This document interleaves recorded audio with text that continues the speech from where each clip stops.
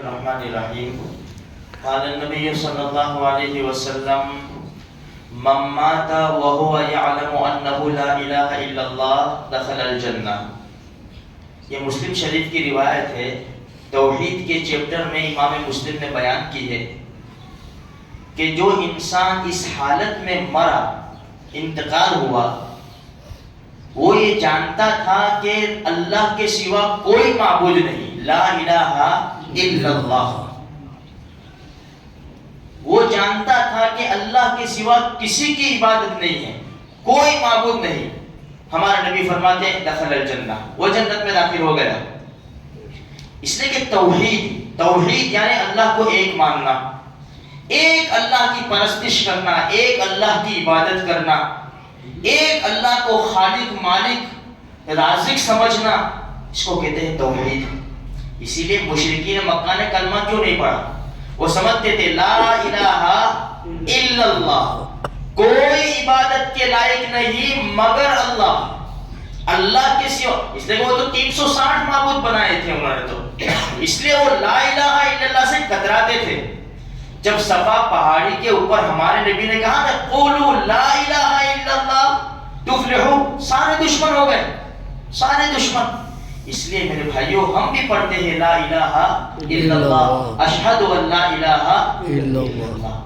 کلمہ توحید لا الہ الا اللہ وحدہ، اکیلا اللہ، کوئی معبود نہیں، لا شریک لہ، اس کا کوئی پارٹنر نہیں. لہ الملک ولہ الحمد، حکومت اسی کی، ملک اسی کا، تاریخ اسی کی. یحیی و یمیت، مارتا بھی ہے زندہ بھی کرتا ہے. بیدہ الخیر، سارا سب کچھ اس کے قبضے میں ہے. ہم پڑھتے ہیں پھر بھی ہم ڈاواڈول ہو جاتے ہیں. کبھی وہاں چلے گئے، کبھی وہاں چلے گئے، کبھی وہاں سر جھکا دیا. حسن بصری رحمۃ اللہ علیہ فرماتے ہیں ایک دھوبن نے مجھے توحید سکھا دی. لوگوں نے پوچھا حضرت کیسے؟ فرمایا گرمی کا زمانہ تھا، اپنی چھت کے اوپر رات کے وقت قرآن پڑھ رہا تھا، پڑوس میں سے بولنے کی آواز آئی. تو میں نے پوچھا خیریت سے تو ہے، یہ اتنی اونچی اونچی آوازیں کیوں؟ غور سے سنا میں نے، کیونکہ پتا چل گیا تھا، انہوں نے بول دیا تھا، چپکی سے نہیں سنا، پہلے بول دیا تھا.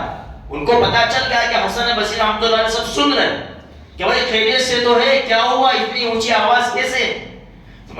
آواز نہیں آئی، پر غور سے میں نے سنا تو بیوی شوہر سے جھگڑ رہی تھی.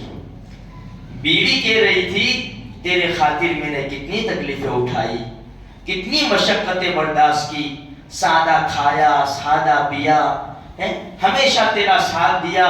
اب اگر تو دوسری شادی کرنے کا ارادہ کرتا ہے تو پھر میرا اور تیرا نہیں بنے گا. ابھی بھی میں تو تیار ہوں تیرے خاطر تکلیفیں اٹھانے کے لیے، مشقتیں برداشت کرنے کے لیے، لیکن تو کوئی میری شوہر لائے گا، کوئی میرے ساتھ کسی کو شریک کرے گا تو یہ میرے سے برداشت نہیں ہوگا، پھر میرا اور تیرا نہیں بنے گا. حسن بصری رحمۃ اللہ علیہ فرماتے ہیں جب یہ آواز میں نے سنی تو سیدھے قرآن کے اوپر نظر ڈالی تو وہی آیت آئی سامنے، ان اللہ لا یغفر ان یشرک بہ ویغفر ما دون ذلک لمن یشاء. اللہ فرماتے ہیں جو کرے گا، جو گناہ کرے گا سب معاف کر دوں گا، لیکن شرک مت کرنا، میرا پارٹنر کسی کو نہ بنانا.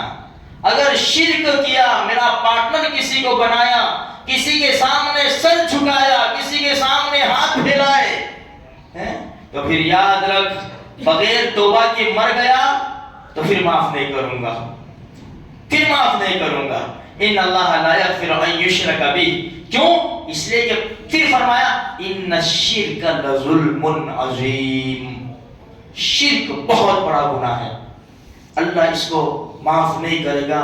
اس لیے میرے بھائیوں حسن بصری فرماتے ہیں وہ دھوبن کی لڑائی سے میری توحید ایک دم جاگ اٹھی ہے کہ بالکل جب یہ اتنی چھوٹی سی عورت ہے جو دھوبی کا، کپڑے دھونے کا کام کرتی ہے، جن کی اتنی حیثیت بھی نہیں ہے، وہ ہی اپنے شوہر کو کہتی ہے وہ تو شہنشاہ ہے، وہ تو خالق کائنات ہے، وہ کیسے چلنے دے گا؟